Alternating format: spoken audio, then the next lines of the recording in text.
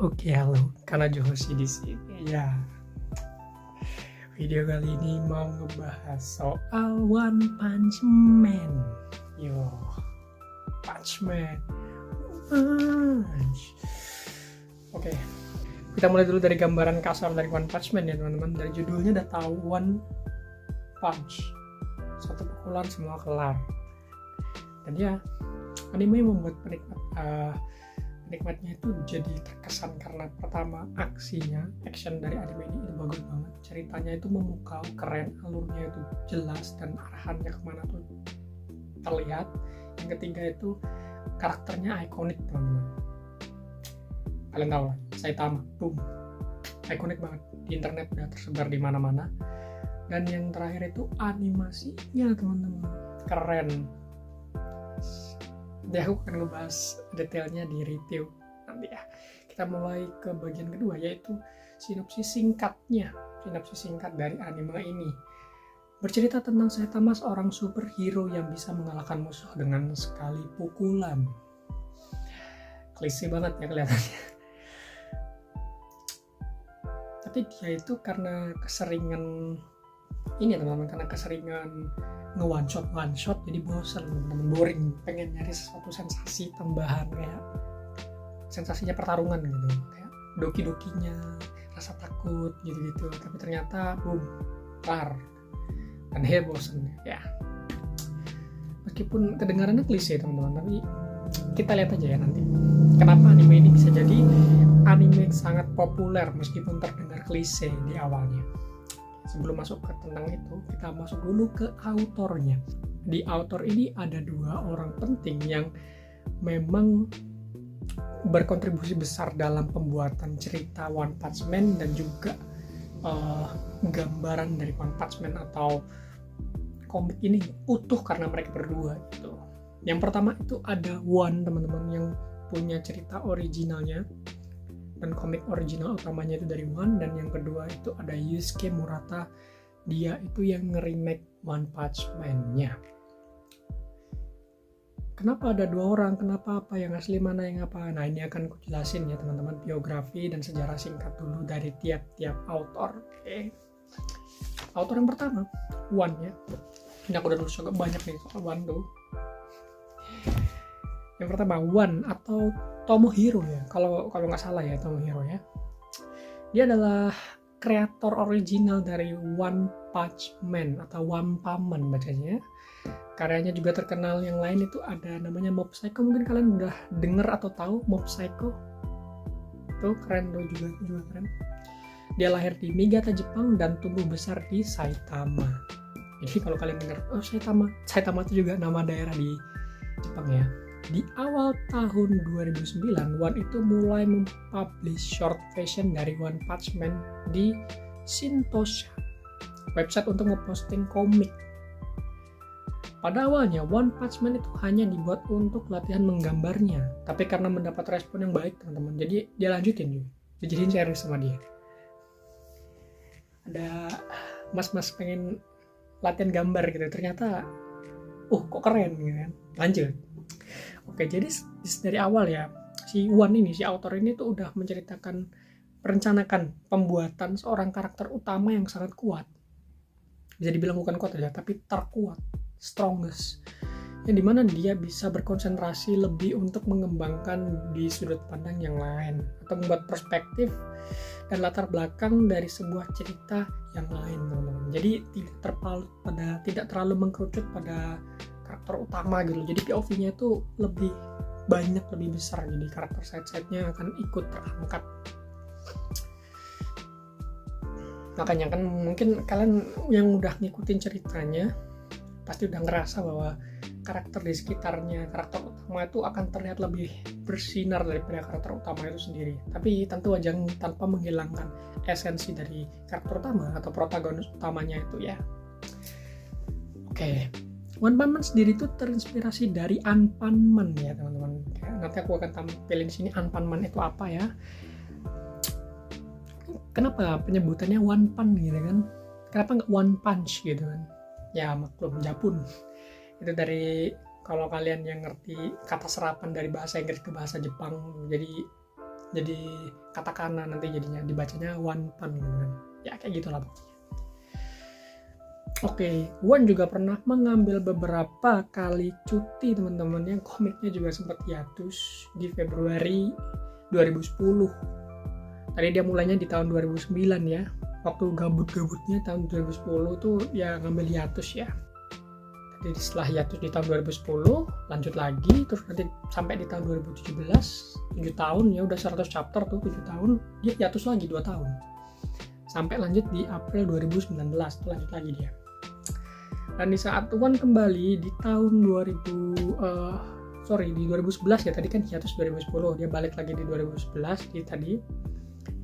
Dia tuh pernah bilang sempat dihubungi teman-teman oleh Yusuke Murata untuk ngebahas soal kemungkinan kerjasama. Itu tadi lah singkatnya. Kenapa? Gak detail banget tentang Wan, karena sebenarnya sedikit informasi tentang Wan, malah lebih besar pada produksi One Punch Man ya daripada biografinya Wan itu sendiri. Jadi ini sekilas saja Wan ya. Kita lanjut ke author yang kedua, Yusuke Murata, sang jenius komika. Oke.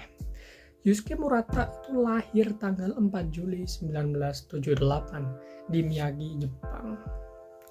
Pada usia 12 tahun, dia telah mengikuti kontes untuk mendesain Mega Man villain dan menang 2 kali.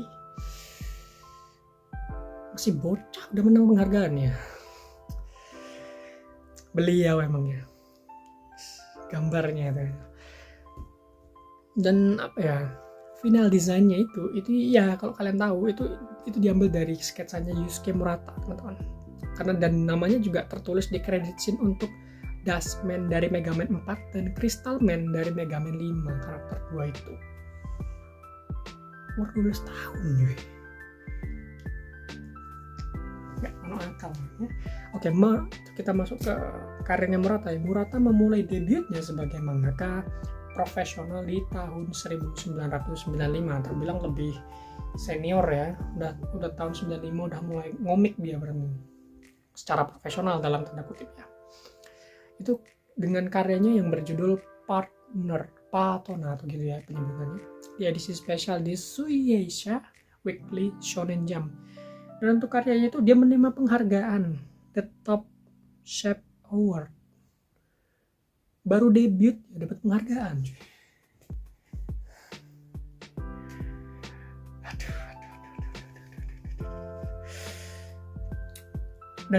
Dan Murata kembali memenangkan penghargaan Akatsuka Award di tahun 1998 pada Juni untuk karyanya Samui Hanashi di Weekly Shonen Jump. Dapat menang lagi tahun 1998, 3 tahun setelah debut. Wow, sangat-sangat berprestasi ya. Murata itu sangat mengagumi Kimu Nishimura, teman-teman ya. Dia itu siapa sih Kimu Nishimura itu? Kimu Nishimura itu adalah desainer karakter untuk game Capcom ya. Banyak game Capcom yang didesain oleh dia. Jadi dia terinspirasi dari itu. Dan juga dia ngefans sama Akira Toriyama, teman-teman. Akira Toriyama itu yang bikin Dragon Ball. Terutama si Yusuke Murata itu pernah bilang dia tuh suka scene di mana Goku tuh melawan Piccolo dan melawan Frieza ya, gimana namanya? Frieza gitu ya. Sorry kalau salah. Momen-momen itu yang dia suka. Dan ada lagi salah satu tokoh namanya Deb Aoki dari About.com. Dia juga memuji karya Murata. Katanya di karya yang I Shot 21 itu sangat dinamis banget katanya. Sangat dinamis, sangat keren.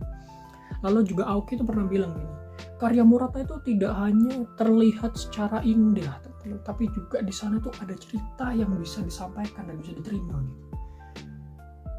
Jadi di balik gambarnya itu bisa kelihatan detail indahnya, tapi bisa ada kerasa bahwa di situ tuh ada yang ingin disampaikan dari situ. Wah, ini orang dalam banget ya, filosofis banget gitu. Dan sebenarnya itu masih banyak lagi teman-teman ya pujian-pujiannya. Dan memang Murata itu memberikan detail yang sudut pandang yang menurutku komposisinya tuh seimbang dan juga memang harmonis banget gitu. Karena memang dia terlihat banget dari gambarnya.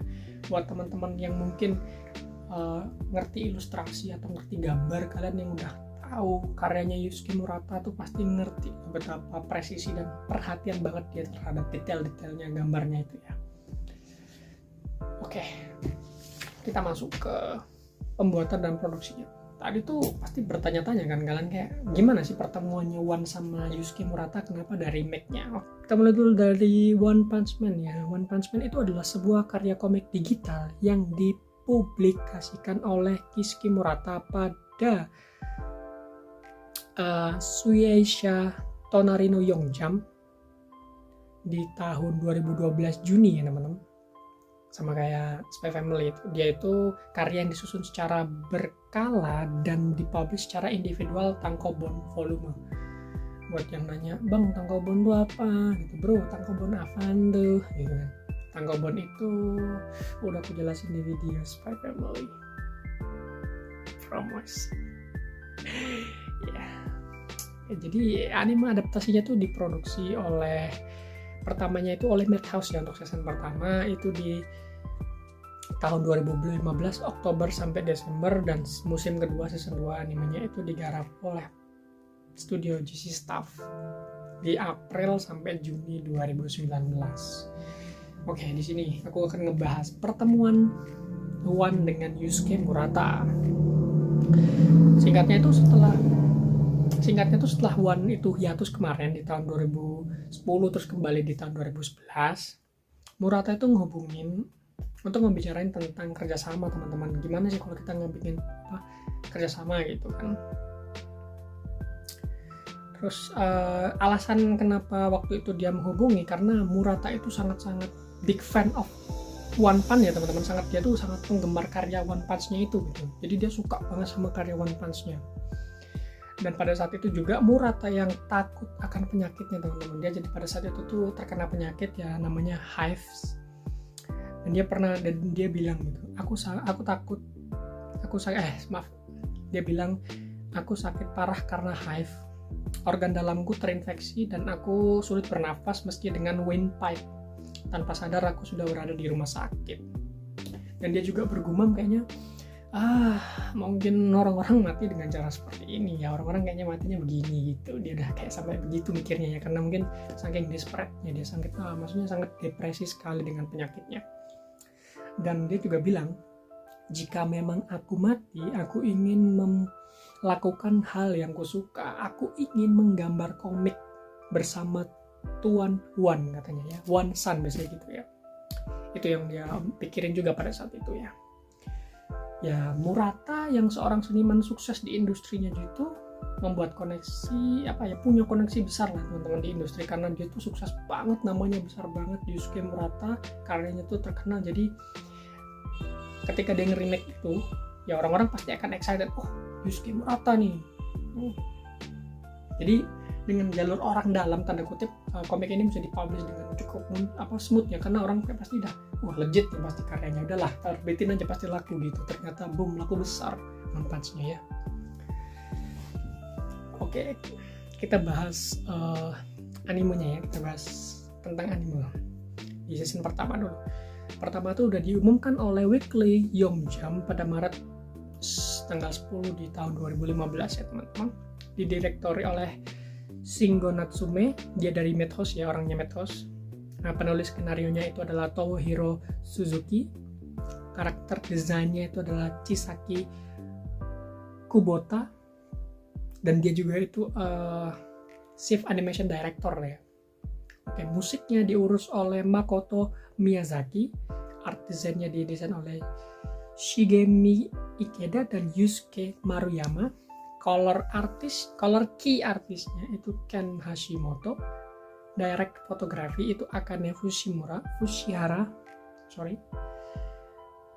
Untuk series editornya itu ada Kashiko Kimura, dan sound design ada Shogi Hata. Kalau memang nanti ada gambar-gambarnya akan tampilin.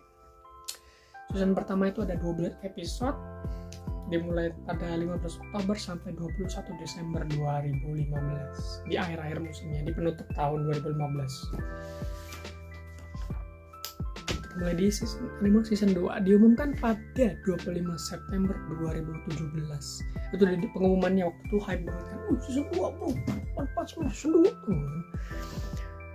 kita akan ngubah sedikit ya di sini. Jadi ada perubahan teman-teman, kalian pasti sudah tahu kan, studio yang garap berubah, pasti beberapa staff yang bertanggung jawab di belakang juga pastinya berubah ya. Kita mulai dulu dari perubahan itu. Yang pertama itu direktornya teman-teman. Direktornya itu ada perubahan, diganti oleh Chihara Sakurai. Terus sound directornya diganti lagi Yoshikaze Iwanami kalau nggak salah ya. Makanya kalau kalian ngerasa ya beda sih, pasti beda studio juga, beda orang-orang yang garap juga. 12 episode juga ada Taman OVA. Di season 1 juga ada kayaknya OVA-nya, lupa aku 2 kayaknya. Dan season 2 itu rilis di tanggal 9 April sampai 2 Juli 2019. Ini pertengahan, kalau ini awal pertengahan musim kan. Oke, kita masuk ke bagian review. Wajib ya, biasanya kalau reviewnya agak asik nih. Pertama, namanya anime tuh yang kita review adalah grafis teman-teman. Grafisnya menurutku pribadi kedua studio itu udah ngebikin anime ini cukup baik teman-teman. Udah keren semua, keren banget produksinya, punya ciri khas masing-masing, gaya produksinya masing-masing kelihatan. Tapi mungkin karena ini dibuat oleh dua studio yang berbeda, jadi ada pembanding akhirnya ya, jadi bisa dibanding-bandingkan gitu. Oh, ini studio apa. Tapi menurutku pribadi secara grafis animasinya tetap keren-keren aja, meskipun ya kalau kalian yang terbiasa season 1 mungkin akan sulit beradaptasi dengan yang season 2 karena stylenya berbeda, gaya aksi animasinya berbeda teman-teman ya. Mungkin yang nulis sama storyboard sama yang nulis yang ngedirektornya kan berbeda, jadi maklumin aja. Kita masuk ke alur cerita. Ini yang menarik. One tuh jenius bener teman-teman, dia tuh keren. Kalau kalian nonton Mob atau ngikutin ceritanya Mob Psycho, itu keren banget. Kesampingkan soal artnya gitu kan, soal gambarnya, memang gambarnya One gitu, tapi ceritanya tuh sedap. Kalian pasti ngerti lah kenapa seorang sekelas Yusuke Murata itu suka sama One Punch Man gitu. Memang karena memang bagus aja ya karyanya One itu, sekeren itu emang. Oke, untuk alur ceritanya itu menurutku One Punch Man itu terbilang unik banget gitu, menggunakan perspektif lain tapi tanpa menghilangkan keutamaan dari karakter utama gitu. Nggak yang dua side of moral juga enggak, tapi lebih kepada pembukaan sudut pandang yang lebih luas. Itu keren. Jadi nggak terpaku pada satu hal aja atau dua hal yang berbeda, enggak, tapi ke semua hal yang ada di sekitarnya karakter utama. Oke, kita masuk ke karakter ya, review karakter. Untuk karakter utamanya itu menurutku bagus ya teman-teman, terutama untuk di season 1. Impact dari karakter utama Saitama di season 1 itu menurutku lebih bagus daripada di season 2. Mungkin memang ceritanya mengarahnya ke sana, tapi entah kenapa aku merasa di season 1 itu lebih mendapatkan pesan, atau mereka lebih menyampaikannya itu lebih jelas, lebih dapat gitu perasaannya. Kayak ada suatu scene yang dimana dia tuh ya ada nanti diolok-olok orang, dan itu aku suka. Oke, sisanya sih oke aja karakternya. Kalau kalian bisa ngeliat kan banyak karakter mulai mendekati ini karena ya banyak hal lah ya kan, tadi sesuai dengan yang di sudut pandang cerita tadi kan, orang di sekitarnya akan naik ya, jadi gitu untuk karakternya.